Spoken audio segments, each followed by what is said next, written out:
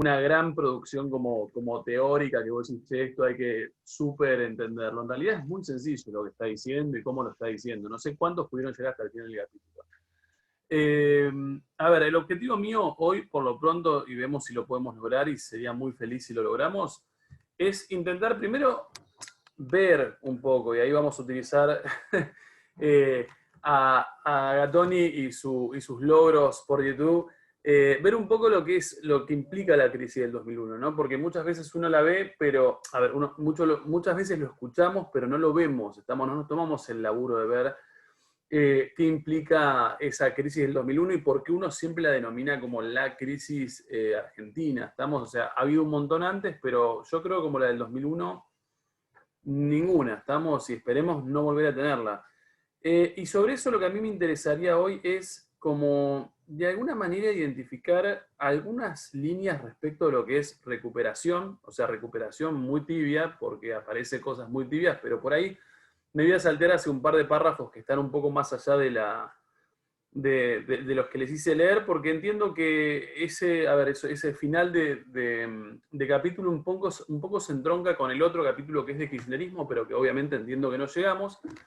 Pero por lo menos para introducirnos en lo que es, Frente para la Victoria, y que ustedes realmente puedan tener un par de líneas claras sobre, particularmente lo que me interesa es la identidad del Frente para la Victoria, ¿no? Hoy, Frente de Todos, pero me parece que es lo más cercano a la actualidad de lo que podemos llegar. Y que les va a servir. A mí yo soy consciente, o para mí, siendo un tipo que da también historia en segundo año, entiendo que las historias de quinto y de sexto son las más relevantes.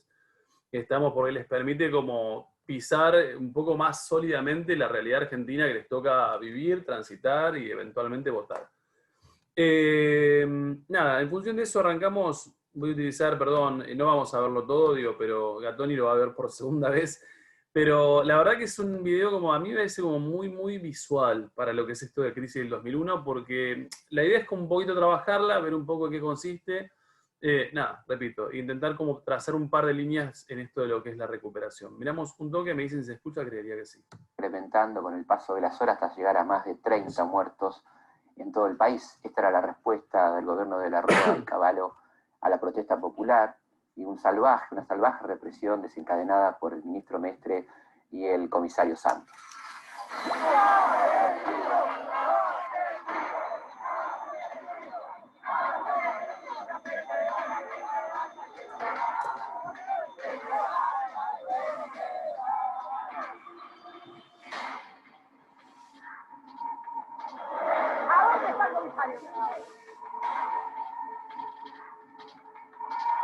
¡Malditos! ¡Ojo con lo que hagas, ¡Ojo con lo que hagas a pegar, ¡Que no le pegues al periodista! ¿Pero qué se creen ustedes? ¡Ojo con él! ¡Por favor! ¿Dónde está el parte de que tocar, pibe? ¿Dónde está el comisario? Eso no está mal. Usted está burlando. Yo quiero saber dónde está la gente que se detuvo con esta cosa. Lamento muchísimo los episodios de violencia ocurridos estos días. La madre tras una reja como una metáfora.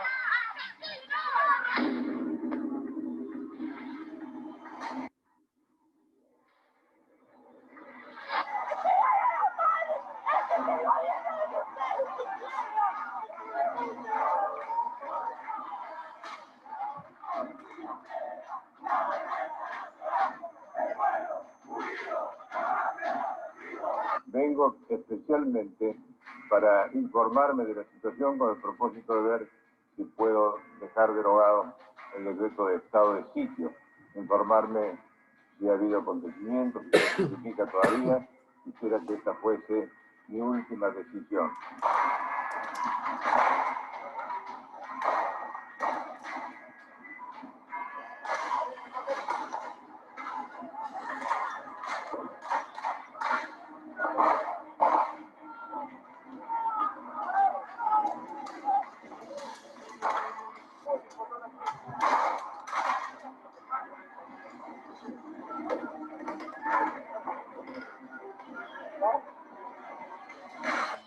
Dejo para la historia el mensaje de haber obrado con lealtad, con honestidad, con la más profunda convicción de hacer lo necesario, lo debido, lo que entendí mejor para el país en situaciones donde en lo económico no cabían muchas opciones, porque estábamos siempre bajo el signo de la urgencia o del peligro.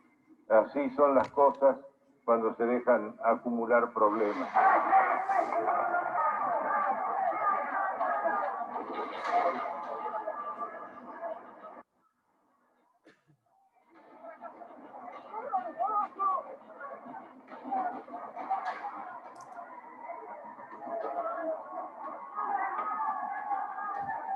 Presidente, hay muchos que lo critican usted por no haber sabido oír la voz del pueblo, por lo menos lo que expresó el pueblo en las urnas. ¿Cuál es el mea culpa que hace usted? Lo que he oído, la voz del pueblo, y quiero que la gente sepa que las decisiones se toman condicionadas por las circunstancias.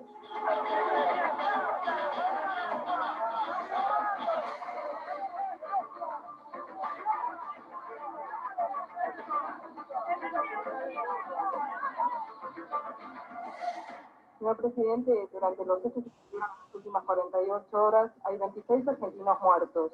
¿Usted cree que el tiempo en el que toma su decisión de alejarse del poder es el correcto? Y por el otro lado, ¿qué valoración hace de la fuerte represión que vivió la gente en las calles en estos 2 días? Yo tengo un gran pesar por los episodios de violencia. He visto los episodios por la televisión y he visto una gran agresión que se posesionó de la ciudad.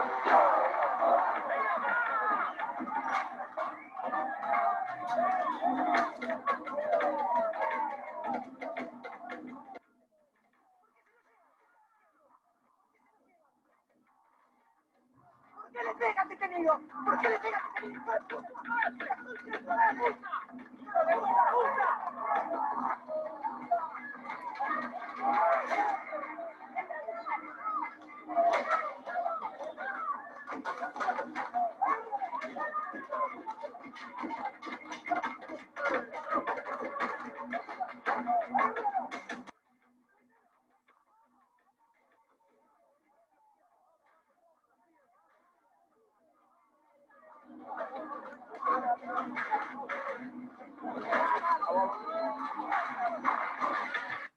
Punto. Suficiente.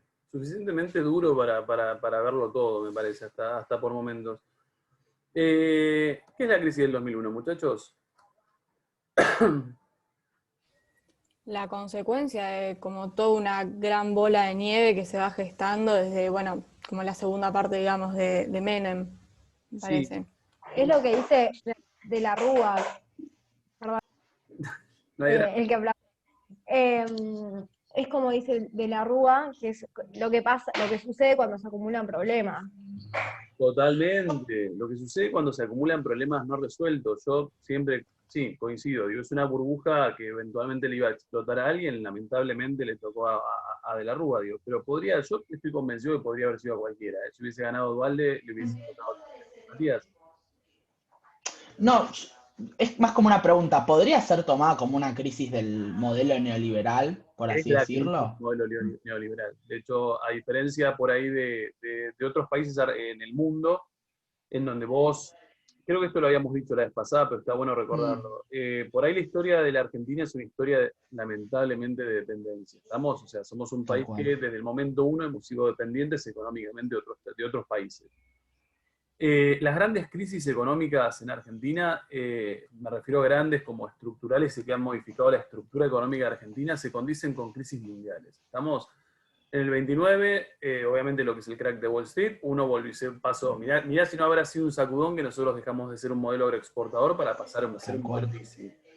En el 73, con la crisis del petróleo, un sacudón de vuelta que nos lleva a revertir el ISI y volvernos, en este caso, neoliberales. A diferencia de esas crisis bien profundas en Argentina, en este caso la crisis es argentina.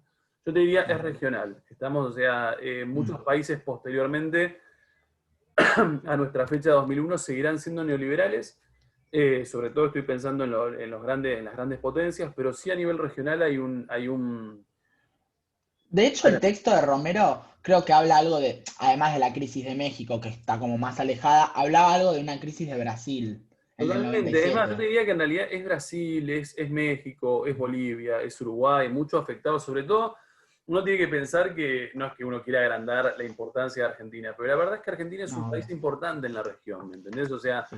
Argentina, Brasil, digo, hoy, bueno, Chile México. también es importante.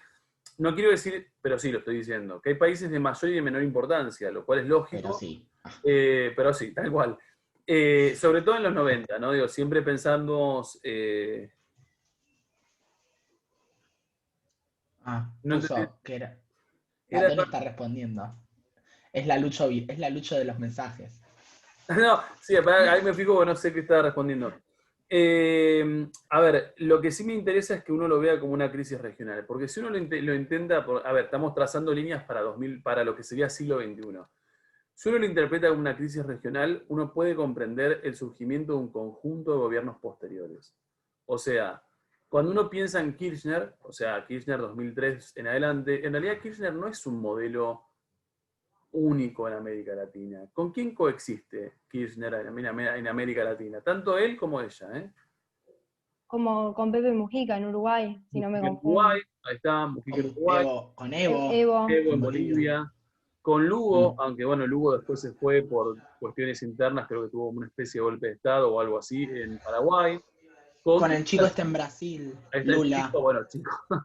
Bueno, sí, señor bastante Con el grande, Lula. presidente Y Lula Dilma. y después Dilma en Brasil, tenemos un Correa en Ecuador, tenemos un Chávez en México y eventualmente después un Maduro. Bachelet, no sé, es No, más, ahí más de Chile esta ya época, ¿no? Chile siempre se desentendió de todo este movimiento. Pero lo cierto es que si uno, y estoy pensando nada más en América del Sur, digo, pero la realidad es que si uno mira América Central también tenés un montón de gobiernos parecidos. Ortega, hay un montón de gobiernos de Centroamérica que también coinciden con este corrimiento hacia, no me animo a decir hacia la izquierda, pero, porque no lo es, pero por lo menos hacia una retórica un poco más keynesiana, un distanciamiento del neoliberalismo, y repito, digo, para uno entender un poco por qué ese distanciamiento, por qué esa identidad pro-latinoamericana y anti-yanqui, uno tiene que entender que varios de estos países han entrado en crisis en sus respectivos modelos neoliberales, ¿no? O sea, arrastrados por ahí por los otros países. El mejor ejemplo que uno decía la clase pasada es Uruguay.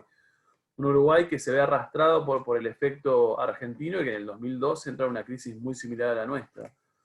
¿Qué más podemos identificar de la crisis del 2001? ¿Por qué es tan trascendental? Porque estos problemas como que no eran, ponele, no sé, solamente económico, era económico, político y también social, era como todo un gran problema que se originó en esos 3 puntos, digamos. Sí, yo coincido, o sea, sí, plenamente. O sea, lo económico te conlleva a lo social, digo, lo social no hay nada, creo que no hay nada que explicar de lo social. Sí, perdón, Mati.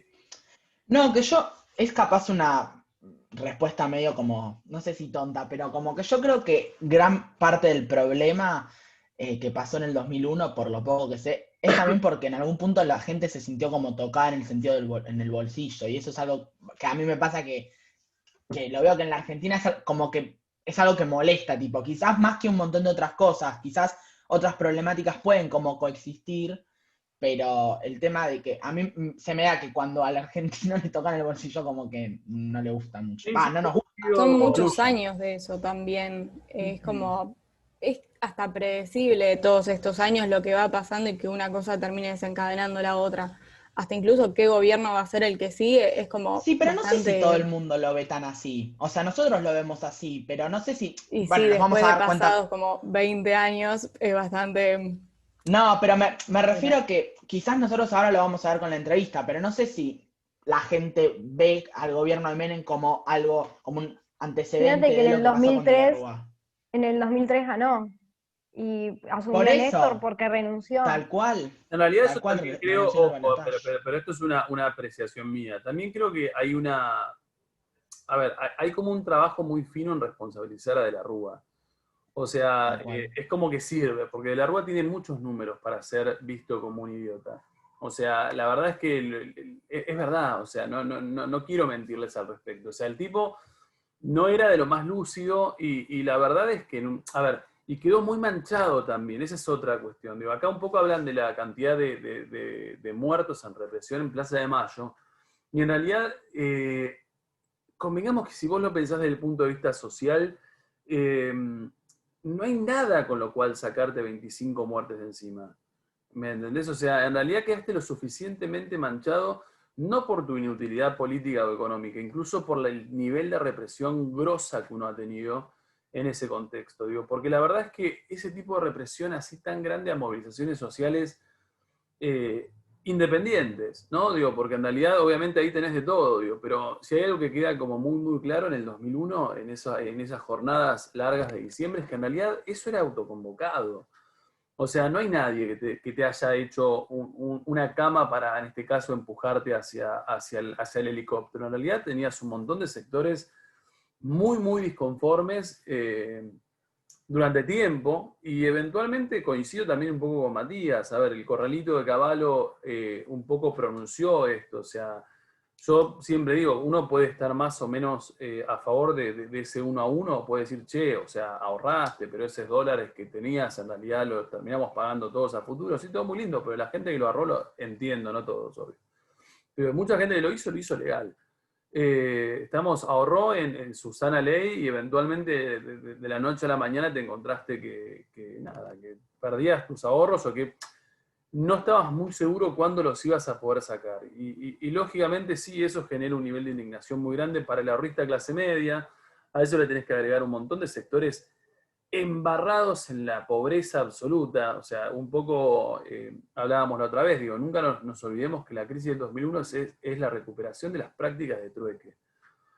O sea, en términos marxistas, el modo de producción capitalista retrocedió hasta no sé dónde, más o menos, porque estamos hablando de recuperar prácticas de trueque que casi son premercantilistas. Mirá lo que te digo. Entonces, ahí es cuando uno se da cuenta que realmente es una crisis profunda.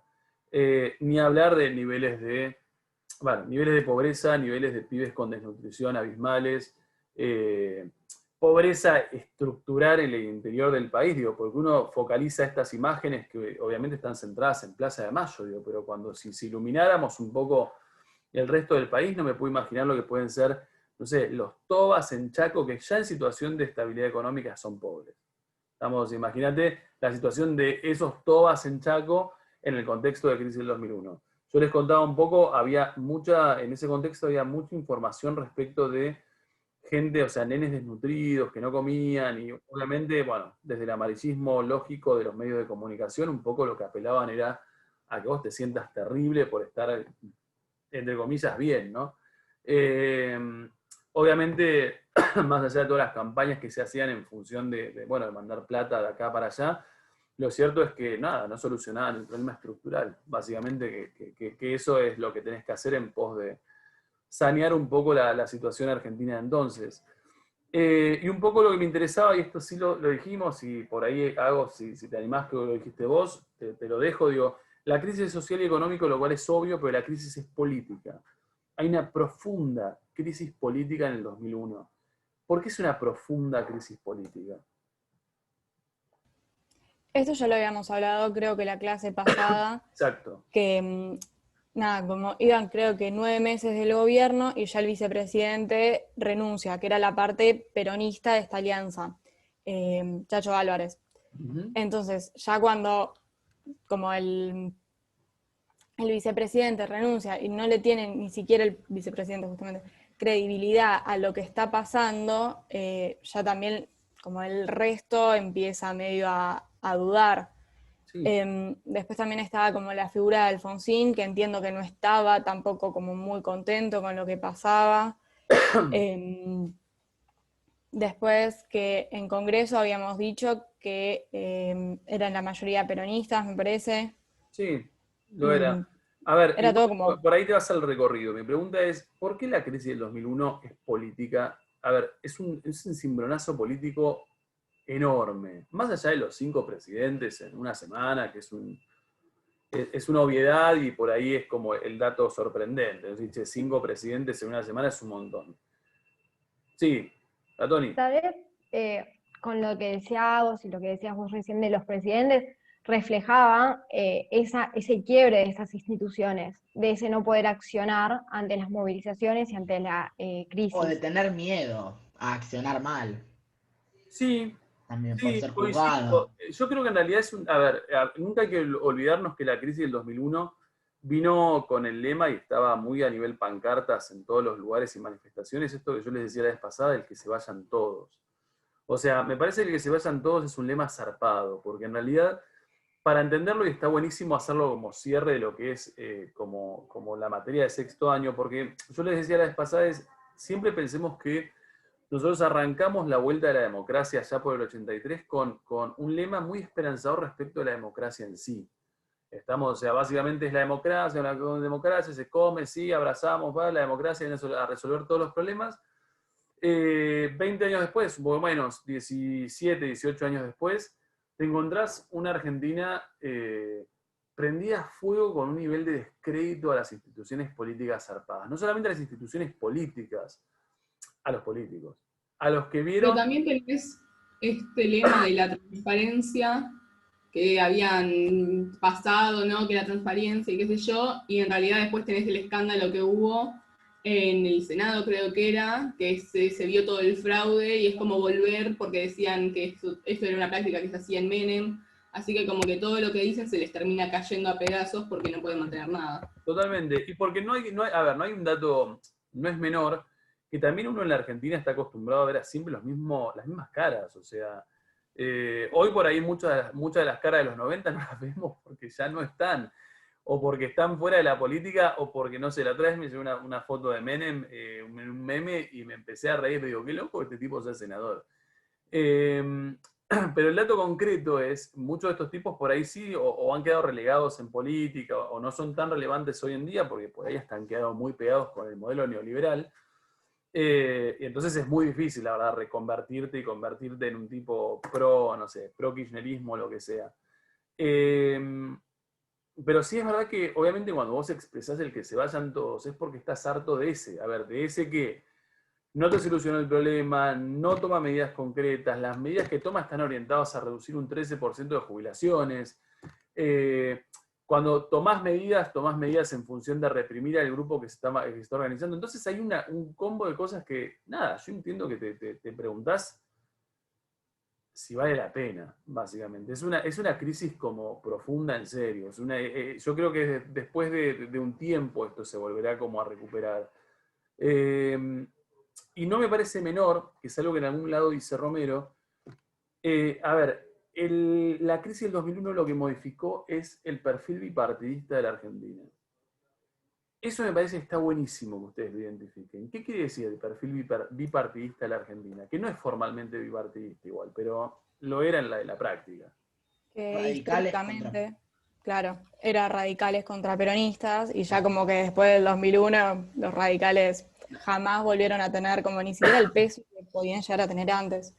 Tampoco como una figura fuerte, como si después, bueno, claramente el peronismo tuvo a, no sé, a Néstor o a Cristina.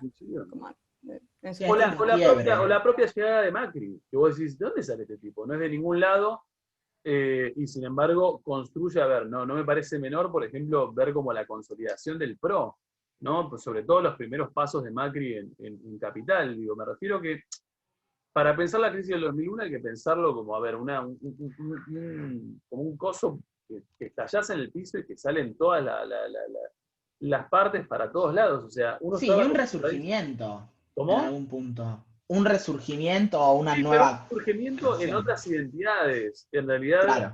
Vos, peronismo y radicalismo, tal cual uno los vio como sucederse desde que el peronismo es peronismo en el 46. Fíjate que en realidad uno desde el 46 ha tenido Perón, Frondizi radical, Ilia radical, Perón de vuelta, Alfonsín radical, Menem de la Rúa, que bueno, es una alianza, pero es una alianza de alguna manera encabezada por el radicalismo y con un Alfonsín todavía muy fuerte, o sea, increíblemente muy fuerte. Ahora, después de eso vos no tenés más peronismo. O sea, existe Partido Justicialista, pero de repente, porque de hecho el propio Partido Justicialista es en parte el que impulsa, Dualde estoy pensando, el que impulsa a Néstor, pero Néstor lo que tiene es algo muy parecido al Perón del 45-6. O sea, Néstor llega con el respaldo del Partido Justicialista, pero lo que Néstor hace es reconvertir y crear su propio espacio. que tiene múltiples puntos en común con el peronismo, pero que no es peronismo. Estamos, es Frente para la Victoria, es kirchnerismo y va como por otro camino. Y coincido con lo que dice Agos hace rato, creo que lo dijo Agos, no tenés nunca más en la historia del radicalismo un candidato radical. O sea, y si uno se pone a pensarlo, es uno de los partidos más viejos de la Argentina, y sin embargo, para que uno se dé cuenta, habría que ver como, creo que el número está acá en Romero, digo, pero cuando en el 2003 se producen de vuelta las elecciones, aparece un candidato radical que es Leopoldo Moró, que hoy Leopoldo Moró está hasta las manos en lo que es Frente de Todos, y de hecho, no sé si se sigue definiendo como radical, la verdad que no lo sigo, y Leopoldo Moró saca algo así como 1%, 2% de los votos, o sea, quiere decir que es una cosa, o sea, en la conciencia... Romero dice que los partidos como peronistas sacan alrededor del 60% y el resto, bueno, se lo reparten un poco todos los partidos. Carrió había, lo tengo anotado, se había presentado y... Ay, bueno, lo perdí. Bueno, pero lo tengo anotado, pero no había sacado muchos. No, ni de casualidad. A ver, que también está, en relación a lo que vos decís, Catoni, está buenísimo. También es verdad que la crisis del 2001 nos introduce, nos presenta un rol, a ver, nuevos personajes políticos, que son los nuevos personajes políticos que hoy todavía los seguimos viendo. Estoy pensando en una Carrió, estoy pensando en un Néstor. A ver, convengamos que Néstor es un tipo que si uno lo piensa en el 2003, nadie lo conocía, no era un gobernador relevante, o sea, de hecho todo el mundo Claro. se preguntó quién era Néstor. No es común que en una provincia como Santa Cruz, que lamentablemente, suena horrible decirlo así, pero que no es relevante electoralmente tampoco. O sea, uno está lamentablemente acostumbrado a que los candidatos a presidentes vienen de los grupos como...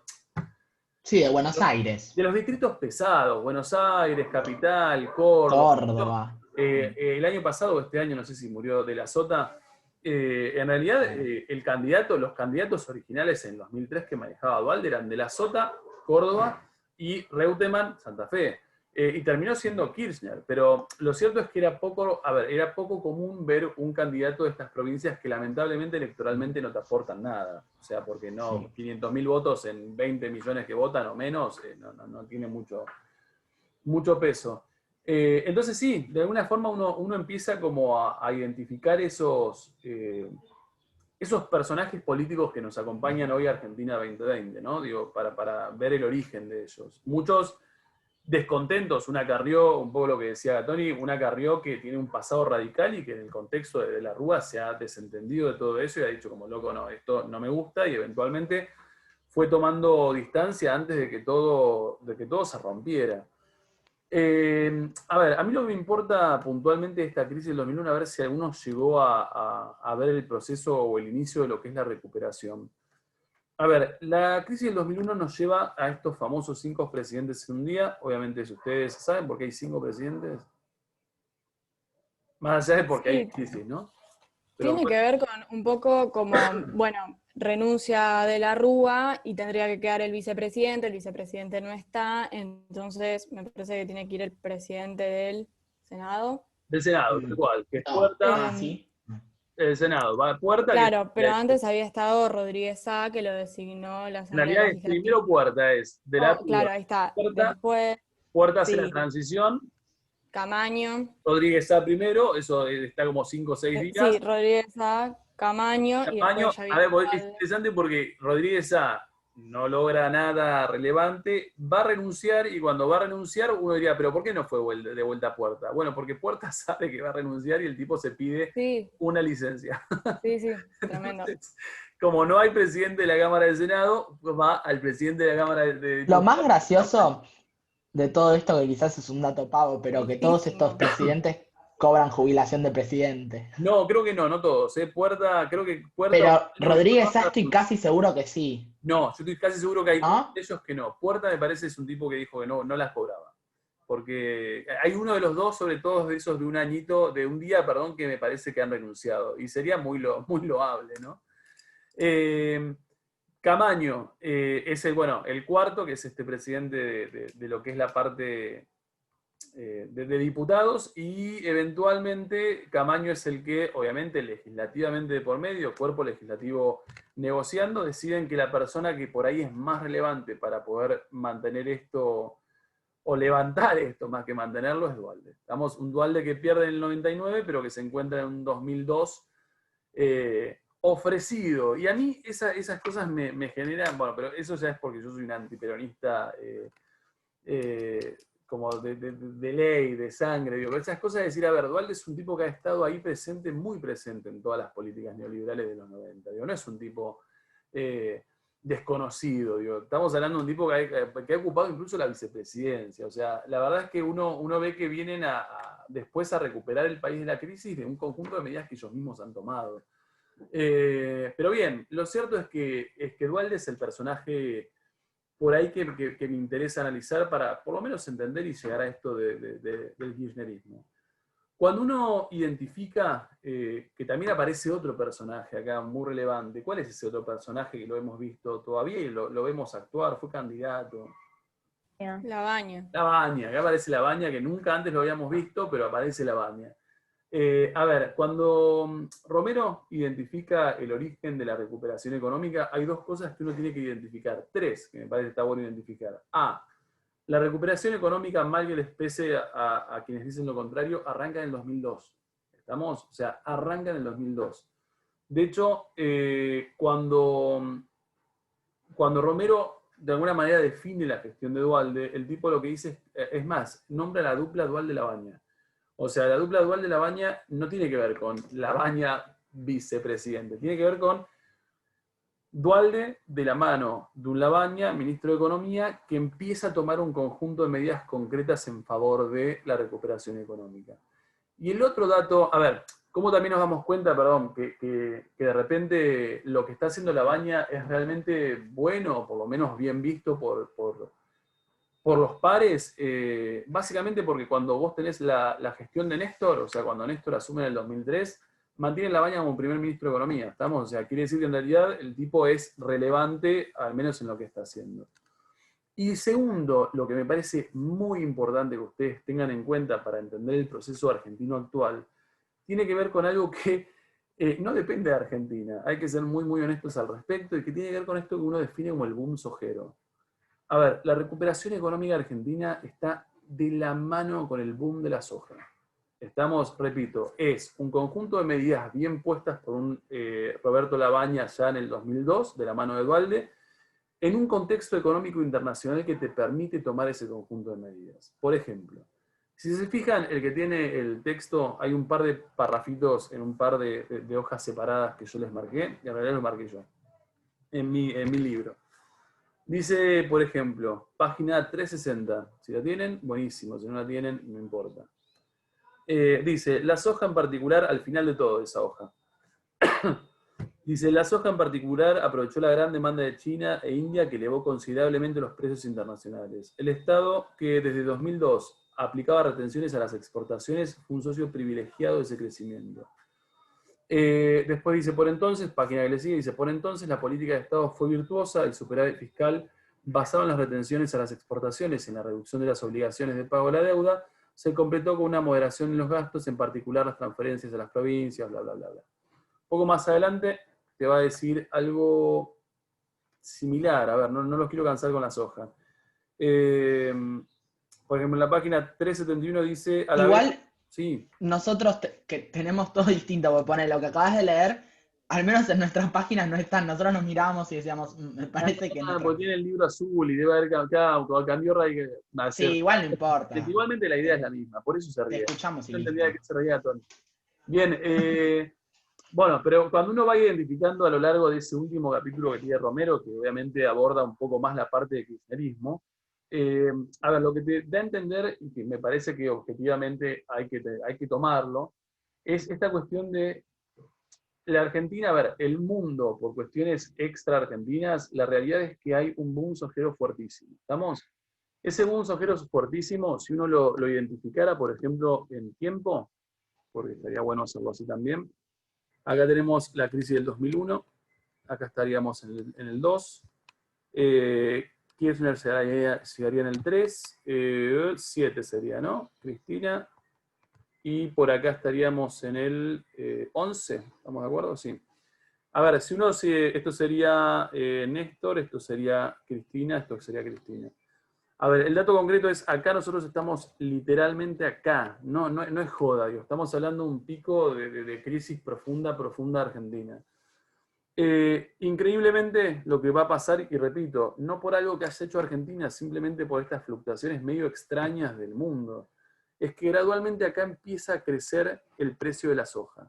De hecho, vamos a ponerlo como si fuese aparte. A ver, acá tenemos la soja a este precio, a precios muy bajos, y eventualmente por cuestiones que no puedo ni yo explicar, esto empieza a crecer.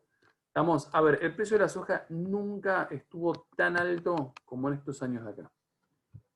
¿Estamos? Y esto lo tenemos que tener recontra claro, porque en realidad, para recuperar a la Argentina, yo siempre le decía a los chicos el año pasado que a ver, antes de decir lo que estoy por decir, acá tenemos Duhalde, ¿no? Acá tenemos Duhalde Labaña.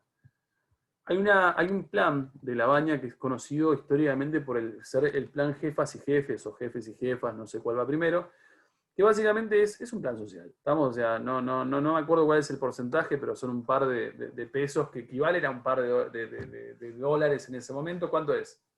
$40. $40, nada. Si te pones a pensar, es nada, pero para ese momento es un montón.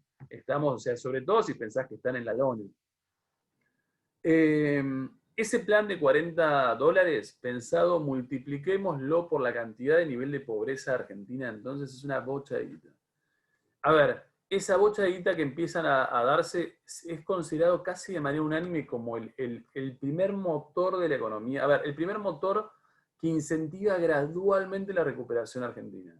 Ahora, lo cierto es que esto de acá no hubiese sido posible si vos no hubieses entendido que gradualmente el precio de la soja creció y que vos empezaste como Estado a tener superávit fiscal. ¿Estamos?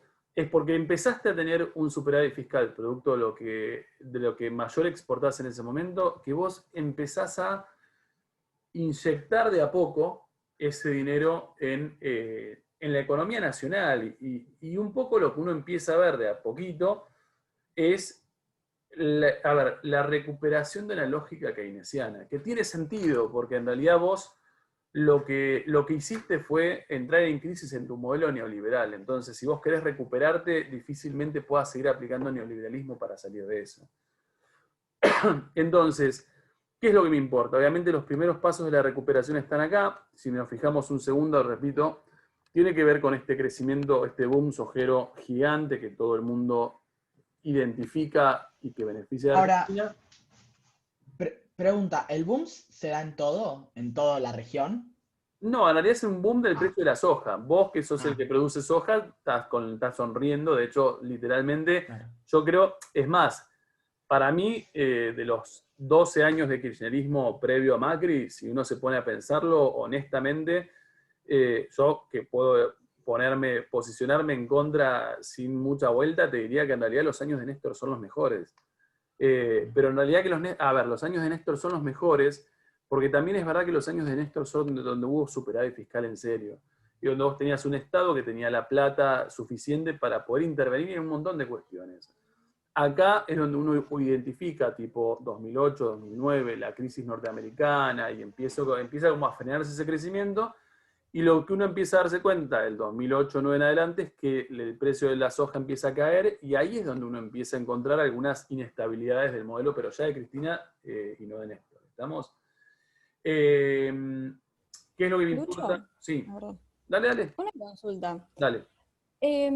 Por lo que entendí, como que al FMI no le gustó mucho esto de los planes, y entiendo que es porque como para renegociar la deuda te piden ciertos requisitos. Exacto. Y porque no perdamos de vista una cosa concreta del FMI. El FMI sigue siendo neoliberal. Entonces, no puede acordar que vos tomes planes de tipo más keynesianos, o por lo menos no lo puede conseguir. Una cosa que Romero dice, y no sé por qué me acordé ahora que decís lo del FMI, no me parece menor pensar o desatender algo que está pasando en Estados Unidos para explicar la crisis del 2001. Lo que dice Romero lo dice como en un párrafo, ni siquiera en un renglón. Lo que dice es, a ver, ojo que también hay que entender que la crisis del 2001 es también producto de un desentendimiento de Estados Unidos de lo que estaba pasando acá, porque a Estados Unidos 2 meses antes le estallan las Torres Gemelas. Y la verdad que en el quilombo que implicaba las Torres Gemelas, convengamos que poco le importa darle una mano de la Rúa cuando está con sus propios quilombos. Estamos, o sea, y sí, yo coincido, el FMI originalmente se opone a este conjunto de planes, pero tiene que ver con el perfil neoliberal que todavía tiene hoy el FMI. Y con ver en Argentina un conjunto de medidas que claramente se escapan de eso. Así todo, digo, convengamos que después cuando uno piensa en Néstor, Néstor, si es por varias cosas es conocido Néstor, digo, pero por lo pronto por acá tenemos todo lo que es el pago de la deuda, no me acuerdo si fue en la gestión de él o en la gestión de, pero creo que fue en la gestión de él. Sí, fue en la de él, me parece. En la de él, sí tiene sentido que sea en la de él. A ver, todo lo que es el pago de la deuda al FMI y demás tiene que ver también con esto, o sea, la Argentina aprovecha ese boom sojero para tener un montón de guita que permite que uno pueda pagar todo lo que ha sido deuda acumulada y arrancar de cero, ¿no? Lamentablemente Macri no nos dio opción, pero lo cierto es que originalmente eso hay que reconocérselo. Vamos, en ese sentido me parece que es una sabia decisión para buscar una Argentina con una autonomía económica, que básicamente es lo que vos no podés tener si tenés el FMI como escuchando, no sé, aconsejándote por momentos muy mal. A ver, ¿qué es lo que me importa? Obviamente esa transición o ese éxito lleva a... Bueno, en realidad la transición es un poco anticipada, Duhalde tiene que ceder un poquito el poder de manera previa. Básicamente a lo largo de todos esos años uno sabe que se mantienen los niveles de conflictividad social, por ahí obviamente mucho menos que lo que fue con De la Rúa en el 2001. Creo que a fines o mediados de 2003 por ahí sucede, como por ahí lo conocen porque lo han visto cuando van en tren, si alguno viaja en tren, digo, ahí tenés el asesinato de lo que es Costegui y Santillán, que son estos dos manifestantes en Puente Saavedra, creo por ahí, que básicamente después de, a ver, como que deja un poco sin aliento un gobierno de Duhalde que llega como puede, y ahí es cuando tenés como las elecciones anticipadas que te llevan a un Néstor. Estamos, o sea, un Néstor como candidato de lo que es el Partido Justicialista y que eventualmente después fundará su Frente para la Victoria. Dime, Matías.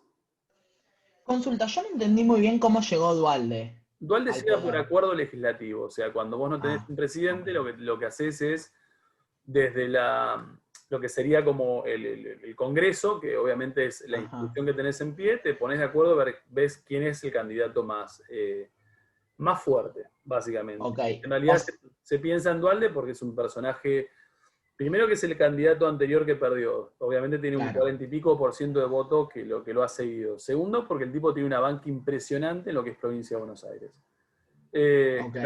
Vamos, o sea, el tipo es de estos grandes varones, pero varones, no como lo dice Kicillof, de estos grandes varones del conurbano. Digo. El tipo tiene una banca impresionante, en serio, en lo que es provincia de Buenos Aires. No sé si la tiene hoy, no creo. Pero bueno, ya le pasaron 20 años de esto. A ver, a mí, ¿qué es lo que me importa de esto como para cerrar un poco y ustedes se orienten?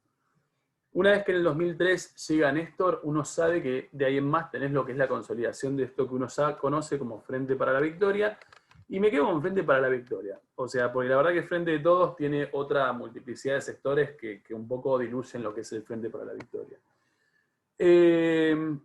A ver, pensemos un segundo, porque para mí lo interesante de dejarles plantear un par de cuestiones sobre el Frente para la Victoria tiene que ver con un recorrido que uno hace a lo largo de esta materia de sexto año. Hay un par de identidades propias del Frente para la Victoria que solamente la podemos comprender si entendimos el recorrido de nuestra materia. Frente para la Victoria. ¿Cuáles son las banderas, que son muchas, del Frente para la Victoria? Los derechos humanos, volver a reconstruir todo lo que no se pudo hacer desde la vuelta a la democracia. Bien, también revisionismo. Sí, es verdad, es igual. Revisionismo lo vamos a poner abajo. A ver, derechos humanos. Me parece que esto es fundamental, porque esto, si uno lo piensa, está en oposición a lo que hizo Alfonsín, o lo que pudo hacer Alfonsín, se me ocurre decirlo así, y a lo que hizo Menem. No me da para salvarlo. Entonces, este Alfonsín, con ley de punto final y ley de obediencia de vida, obviamente lo que hace es de alguna manera dejar en stand-by lo que es el juicio a todo lo que ha sido derechos humanos. Menem con el indulto, no hay mucha vuelta. Repito, a Menem no hay forma de salvarlo. Bien, la bandera de derechos humanos, ¿dónde la vemos? Cuando anula la ley de punto final y obediencia debida. Además, que dice Romero que el 24 de marzo del 2004, cuando se conmemora el golpe de Estado, Néstor lo que hace es ir a la escuela militar y descolgar esa imagen que todo el mundo la conoce, de Néstor ordenando que bajen los cuadros de Videla Los de los represores, al final. De Viñones. Coincido en ese contexto. Tenemos, por ejemplo, lo que es la quita de la ESMA de lo que es de las manos de las Fuerzas Armadas. La ESMA se transforma en un espacio de memoria. Ojalá en algún momento, cuando si no tuvieron la oportunidad de ir, vayan a lo que es ESMA, porque es gratuito y es muy interesante ver cómo son esos espacios donde han funcionado lugares de represión. La verdad que es muy interesante. Y toda una cuestión de política a favor de la memoria. Porque uno se queda solamente con ESMA, pero tenés Pozo de Quilmes, tenés un montón de lugares mucho más cercanos, y a mí siempre me llamó la atención todo lo que tiene que ver con espacios en baldosas. A veces yo me voy caminando por X lado. Hace un tiempo atrás crucé a Andrés Baranda y de repente miré para abajo y había unas baldosas de esas que recuperan, como que te manifiestan en teoría que ahí fueron vistos por última vez. Y tenés un montón de espacios de memoria dando vuelta por Buenos Aires y por el país. Yo por Buenos Aires puedo decirlo. Sí, Matías, ¿qué? No sé si es en materia de derechos humanos, pero sí en cuestión de derechos, aunque es un poco más alejado, también yo pienso en la ley de ESI, ponele que es algo más como inclusión, y me parece que no entra en derechos humanos. No entra en derechos humanos, no, pero es verdad. Pero igualmente, ojo, porque en realidad eso que vos identificás como ley... Sí, quizás es panrevisionismo. No es la bandera del Frente para la Victoria en un 2003. La verdad es que ni eso ni el aborto, ha sido como parte de la identidad del Frente para la Victoria. Lo cierto es que no. Va a cosas un poco más como amplias, a ver, más allá de lo que es derechos humanos. Por ejemplo, la segunda cosa. ¿Dónde encontramos una identidad fuerte? A ver, acá no le dijimos nada, pero en cuestión de derechos humanos podemos decir o podemos identificar el acercamiento... que había pedido perdón en nombre del Estado. Totalmente, pidió perdón en nombre del Estado por todo. A ver, porque básicamente identifica que los gobiernos anteriores no han hecho nada relevante en materia de derechos humanos. Obviamente ahí es donde identificamos una madres como organización y abuelas, obviamente, que se vuelven mucho más... politizadas, pero politizadas porque por primera vez se encuentran a un gobierno que realmente se propone hacer algo en serio por cuestiones de derechos humanos. Segundo gran elemento que tenemos del Frente para la Puede Victoria. estar relacionado con dejar atrás todo lo del menemismo, con lo de la Corte Suprema.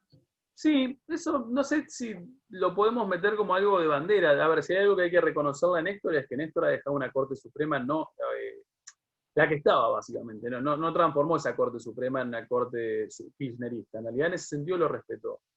Hay cuestiones un poco más amplias que ustedes deberían rápidamente darse cuenta.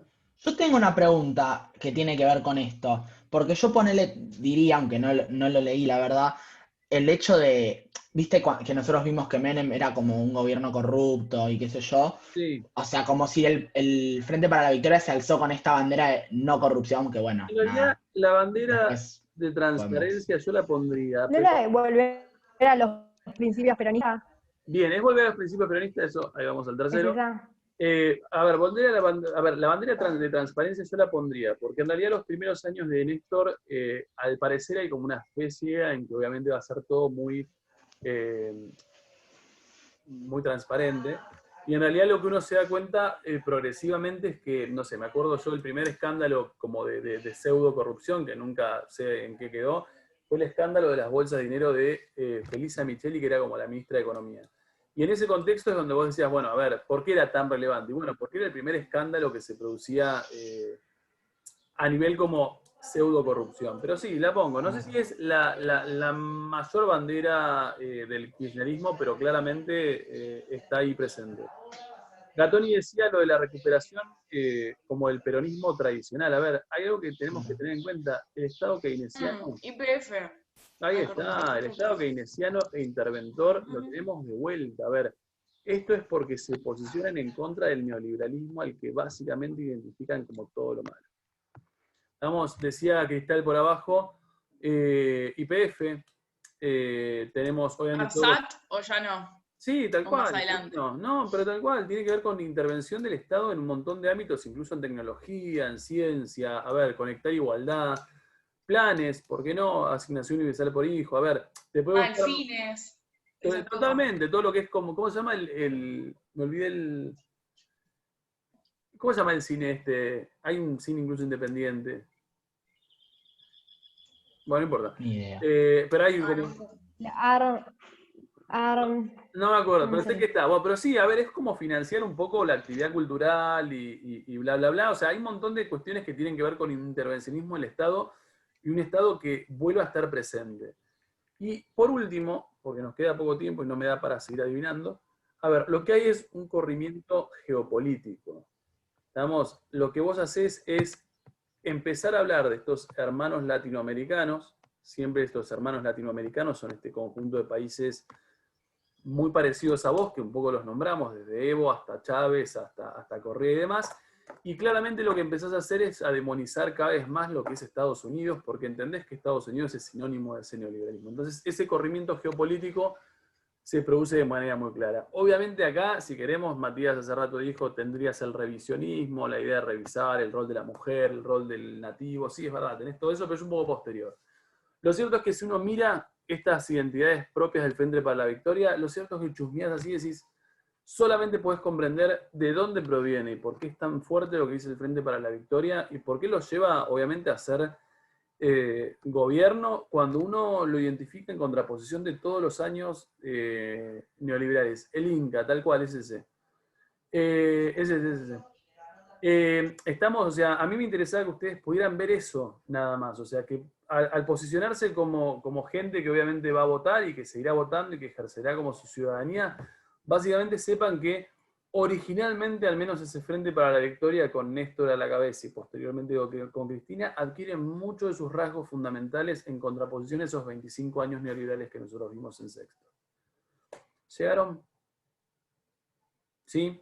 Muchachos, a ver, no corroboré, no sé si vamos a tener tiempo para hacerlo, pero me puedo meter hoy si tienen algún tipo de preguntas. ¿Entienden lo que tienen que hacer con lo de la grabación? ¿Sí?